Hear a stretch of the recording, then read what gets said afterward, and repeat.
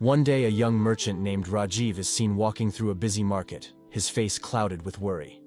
He seems lost in thought, oblivious to the bustling crowd around him.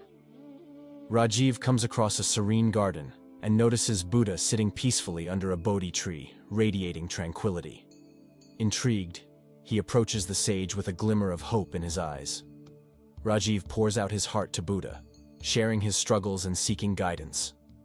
Buddha listens compassionately, his serene smile never fading. Buddha, with deep wisdom in his eyes, begins to speak. He shares a poignant story that resonates deeply with Rajiv, offering profound insights and timeless teachings. As Buddha's words sink in, Rajiv's face gradually softens. He begins to see his problems from a new perspective, finding peace and clarity in Buddha's teaching. With a newfound sense of clarity and purpose, Rajiv returns to the marketplace. He faces life's challenges with a calm and steady resolve, embodying the wisdom he has gained from like, share, and subscribe my channel Dev Buddha for more motivational stories.